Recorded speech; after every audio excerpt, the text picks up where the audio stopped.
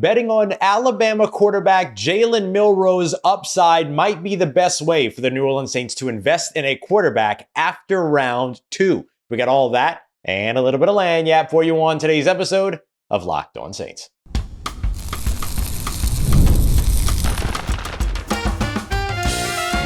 You are Locked On Saints, your daily New Orleans Saints podcast. Part of the Locked On Podcast Network, your team every day. What is good, Who Dat Nation and Who Dat family? I am your host, your friend Ross Jackson, New Orleans native, your New Orleans Saints expert and credentialed member of the media covering those New Orleans Saints as the Saints beat writer over at LouisianaSports.net and Saints analyst with WWL TV. And on today's episode of Locked On Saints, obviously quarterback comes into focus for the New Orleans Saints following Derek Carr's injury news. However, there are 3 other positions that become very, very important, even more important than they already were going into this year's NFL draft. And if the New Orleans Saints want to wait until after round 2 to roll the dice on a quarterback, may I suggest Alabama's Jalen Milroe. That is, if he's still on the board. We appreciate you very much as always, whether it's your first time or your next time, being here with us this time and making us your first listen and being an everydayer here on the show, which is a proud part of the Locked On Podcast Network, your team every day. I believe that if the New Orleans Saints decide that they want to take a shot at a quarterback at some point in this year's draft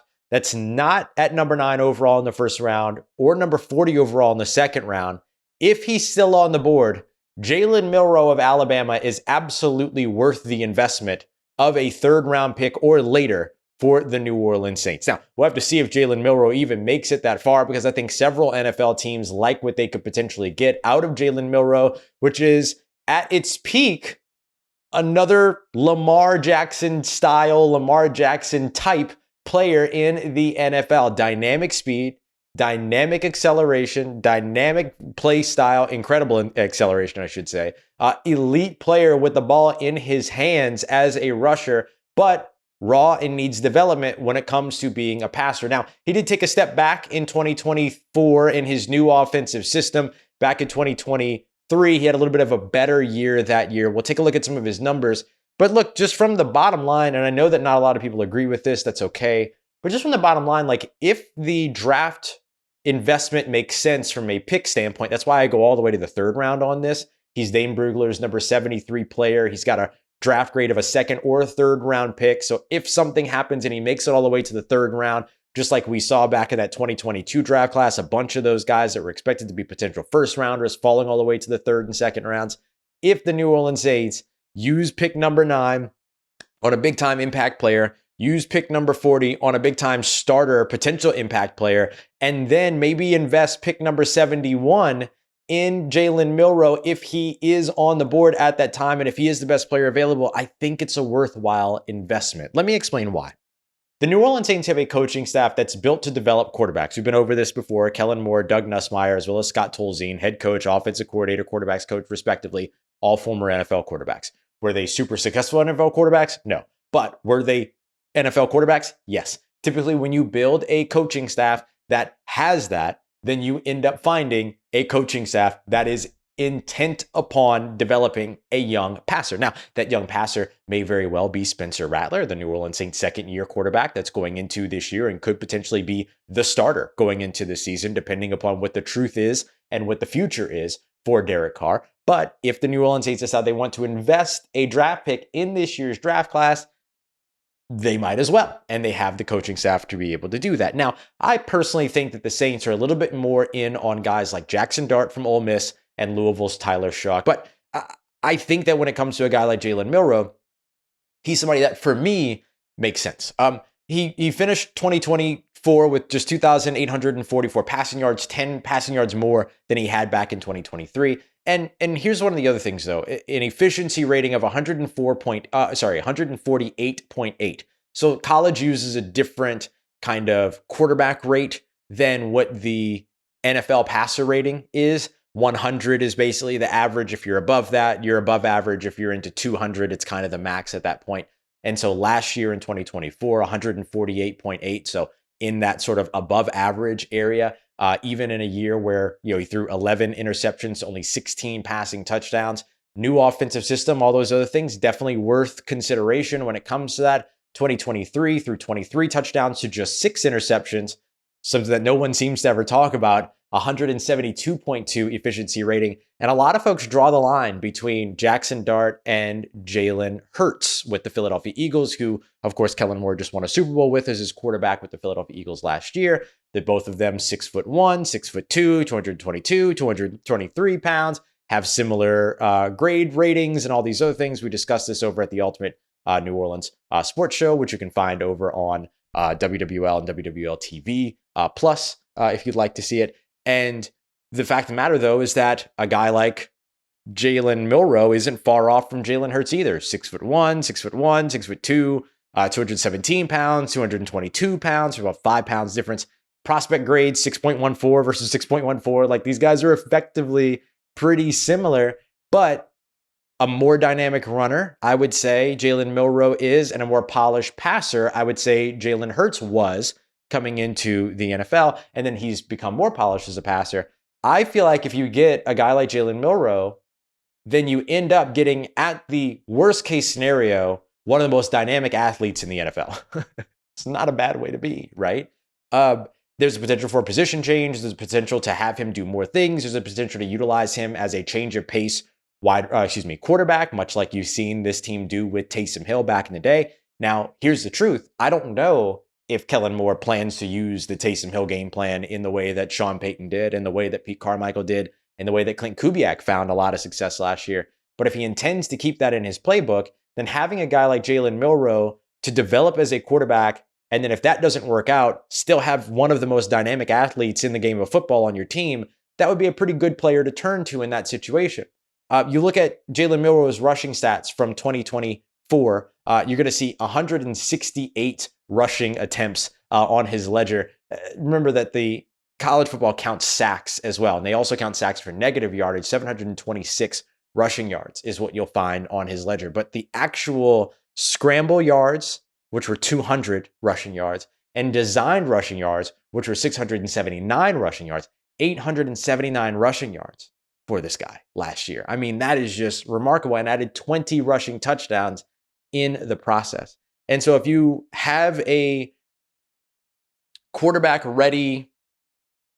development team that's ready to develop a quarterback, and you want to get just the most raw talent that's available, intriguing talent that's available, Jalen Milroe might be your guy. Now, we'll see what happens, right? Jalen Milroe could go early. Jalen Milroe could end up with the Denver Broncos for all we know. Like, there's so much that could happen there. But if the Saints wanted to roll the dice on a quarterback after the top guys are off the board, after round 2, I feel like Jalen Milroe would not be a bad shot to take, because at the very, very least, you end up with one of the game's most dynamic athletes right away. And that's exactly who Jalen Milroe would be at his absolute worst. Coming up next, the uncertainty around Derek Carr's future, whether on the team or off the team, has brought a lot of attention to the quarterback position. But the fact of the matter is that his whole situation has a massive impact on 3 other big positions that the New Orleans Saints need to be focused on in this year's NFL draft. We got that coming up for you next. We continue on with today's episode of Locked On Saints, part of Locked On Podcast Network, your team every day. Today's episode of Locked On Saints is brought to you by friends over at Amazon Fire TV Stick 4K. Did you know that your Amazon Fire TV is also an Xbox? Yeah, no console required. And all of a sudden, you can turn your Amazon Fire TV Stick 4K into an entertainment hub for not just your favorite bingeable watching options, but also your favorite games as well. All you need is a compatible controller. Fire up your Amazon Fire TV Stick 4K, launch that Xbox Game Pass Ultimate with EA Play included, and then you've got access to a bunch of different titles, including some of your favorites like EA Sports, College Football 25, Call of Duty Black Ops, and Avowed. And it makes it super easy for portable gaming, as well as no console is required. Head over to amazon.com/Fire TV Locked On today to get started. Xbox Game Pass Ultimate subscription and a compatible controller are required, available on select devices, including the Fire TV Stick 4K 2nd Gen, Fire TV Stick 4K Max 1st and 2nd Gen, as well as the Fire TV Cube 3rd Gen. The Armada Player of the Week is brought to you by our friends over at Nissan and the all-new 2025 Nissan Armada. This week's prospect in the NFL draft that we're calling our Player of the Week, or Armada Player of the Week, is, of course, Alabama quarterback Jalen Milroe. I know that he didn't have the strongest 2024. I know that he's not the most polished passer, but if you're an NFL team looking to develop a quarterback that has an elite physical skill set, you're going to find that in Jalen Milroe because of the magical things he can do as a runner. If you can boost him in terms of the arm talent that he has, it's already there. He can get the ball downfield. You just got to get him playing more efficiently in the short and intermediate areas. If you can do that, then this guy ends up allowing you to go forth and conquer, just like they always say, with that Nissan Armada. So take the Nissan Armada, Rogue, or Pathfinder and go and find your next big adventure, because you're going to be able to get it with all of Nissan's outstanding vehicles. You can shop today at nissanusa.com. Let's get it, Who Dat Nation. Of course, the ongoing situation around Derek Carr and his potential unavailability, or even his potential to be off the roster for 2025, potentially. We'll see where things go there. Certainly that has an impact on the quarterback position. We all know that. But the way that it has an impact on the quarterback position also means that it has a ripple effect that goes out and impacts, to me, 3 other positions or roles or prototypes, however it is that you want to look at it, that are now even more important. They were already important. Even more important now going into the 2025 NFL draft for the New Orleans Saints. See, for me, the way that I look at it is that if Derek Carr is not the quarterback for one reason or another, whether it's because he undergoes surgery to fix the AC joint sprain or whatever the shoulder issue is, or if he just forces his way off the roster, as some speculation is kind of pointing to, in either case, if he's not available, the New Orleans Saints will need to turn to a younger quarterback here in 2025, whether it be Spencer Rattler in his second year, or whether it be a rookie that they invest in at some point during this 2025 NFL draft. And so, yeah, quarterback gets this big impact. There's no doubt about that. But I do think offensive line, pass catcher, and running back become massively even more important than they were going into this draft. All 3 of those positions were already important. You wanted to bolster that offensive line because the offensive line has been dealing with a lot of injury. Wide receiver, you wanted to add something, particularly a big-bodied receiver, to this wide receiver room. And then running back is just one of those ones where, like, look, this is a really good class. And behind Alvin Kamara, you still got a lot of question marks in terms of who's going to be able to most consistently contribute alongside Alvin in that offense. And so, like, all 3 of those spots were already important going into this year's draft. But now with a young quarterback and without Derek Carr, they become even more important. Let's go back to offensive line. You wanted to improve your offensive line anyway, but look at what happened last year. The New Orleans Saints offensive line allowed 37 sacks in 2024, and that's not a lot. It was actually the 12th fewest amount, or they were the 12th least sacked team, I guess we could say, in the NFL last year. It wasn't as bad as maybe we thought that it looked like. It was a lot of pressure that was coming from that offensive line, and the offensive line wasn't so consistent in the run game. But it was also a very stale run game, yada, yada, yada, right? We can kind of go left and right with this all day. But overall, 37 sacks allowed. The important number I want to focus on is 37. And then what I want to do is break that down to give you the other 3 more important numbers. Derek Carr appeared in 10 games last year, was sacked only 8 times. Not bad, actually. He appeared in 10 games. You look at Jake Haener, who appeared in 6, but only had 1 start and was sacked 6 times throughout his time in 2024. And then there was Spencer Rattler, who appeared in 7 games, started 6, and was sacked 22 times. This is not surprising, these numbers. Veteran quarterbacks, especially quarterbacks with 11 years of experience, tend to be able to navigate situations like injured offensive lines a little bit better than guys that are making their first career starts in 2024 behind that very same offensive line. All 3 of these quarterbacks suffered some various version of offensive line injury, skill position injury, so on and so forth.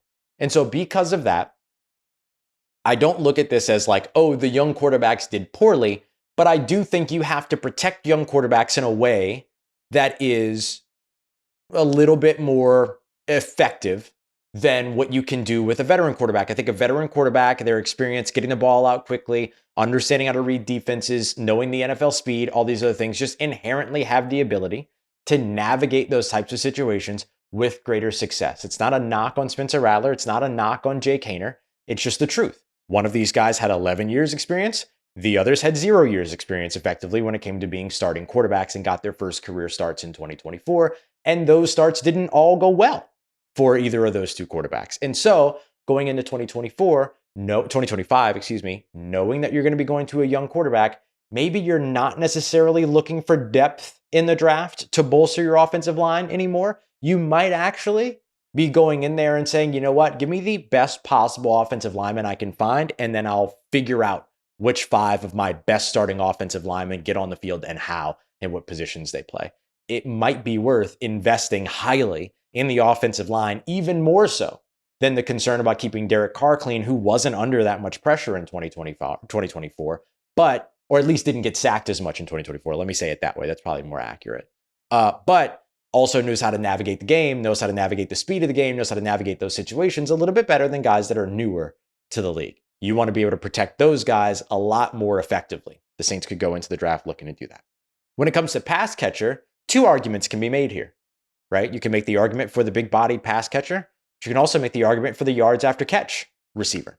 And I don't care if this is at wide receiver or tight end, right? I think the big thing that you're looking at is, can you get the big-bodied receiver at tight end or wide receiver that could be the best friend of your young quarterback? The guy that allows your young quarterback to be able to go to a 3-step drop early on in the game, get the ball out quickly within 2.5 seconds on a quick slant or a quick dig or a quick out or whatever to build a rhythm throughout the first quarter. And then you can start to open up the game a little bit more after that. But you want that big-bodied pass target that can be not only that rhythm builder, but also the chain mover and also the security blanket, right? The big-bodied tight end that quarterback can always comfortably go to. Now, Juwan Johnson can be that guy, but if you want to invest heavily and get 2 of those guys, you can do that as well with a Tyler Warren or a Colston Loveland or a Mason Graham or a Gunnar Helm. There's a lot of opportunities within the first 3 rounds to be able to provide that player. At wide receiver, you're probably looking at guys like Teteroa McMillan, Alec Ayumanor out of Stanford, as well as Jaden Higgins out of Iowa State, Isaac Tesla a little bit later, Andrew Armstrong even later than that, Nick Nash even later than that. There's a bunch of opportunities in the draft to do that as well. Now, when it comes to yards after catch threat, the reason why you like that is because if I can pick up 60 yards, not even that, let me not even go that far in the hypothetical. If I, as a coach, can pick up 10 to 15 yards by asking my young second year or rookie quarterback to throw a 2-yard route or a 5-yard route, I like those odds. And so when you have guys like Washington State's Kyle Williams, when you have guys like Ty Felton out of Maryland, when you have guys in this draft like Elijah Badger out of Florida, worth investing in as well, maybe even worth investing in both of those prototypes because they both help your rookie quarterback in similar but different manners. Finally, run game, right? Always want to bolster your run game. The best friend of any young quarterback and any passing offense, really. Yeah, let me say it that way. Because the best friend of your quarterback is usually that big-bodied pass catcher, typically a tight end. But the best friend of your passing game is an effective run game. It allows you to be able to have your entire playbook at your disposal, which keeps your young quarterback from getting predictable, right, for an opposing defense, and also allows you to be able to utilize play action with greater effectiveness, and allows you to be able to boost the efficiency of your RPO game as well, which gives your quarterback the ability to be able to read defenses with a little bit more hesitation by that defense, give stuff away, challenge the eye discipline with eye candy, all those other things. Plus, if you've got a really good, couple of backs that you can also use as safety valves and check downs out the backfield as well, certainly helps to keep your quarterback comfortable too. So all 3 of those positions, like I said, already were important, even with Derek Carr as the quarterback. But if he's not going to be the quarterback in 2025 and the Saints are going the young quarterback route, all 3 of those positions just became even more important to address either in the NFL draft or in non-compensatory free agency right after the NFL draft. And that's what I want to discuss in tomorrow's episode. Who are some of the non-compensatory free agents that the Saints could go after following the NFL draft should they not be able to fill those roles in 2025's selection process? We'll dive into that in tomorrow's episode. We appreciate you very much, as always, for making us a part of your day, part of your routine. Make sure you go and check out the Locked On NFL 2025 mock draft. I helped to put that together, to produce it, to edit it, all that other stuff. So please go and check it out. Hope that you enjoy. You can find it over at the Locked On NFL Draft Podcast. Of course, as always, if you need anything else in between these episodes on your New Orleans Saints, make sure you follow me on your favorite social media at Ross Jaxson, NOLA. Hit me up. Know how the family's doing, know how you living. Let me know how you momming them. And trust Who Dat Nation. I'll holla at you.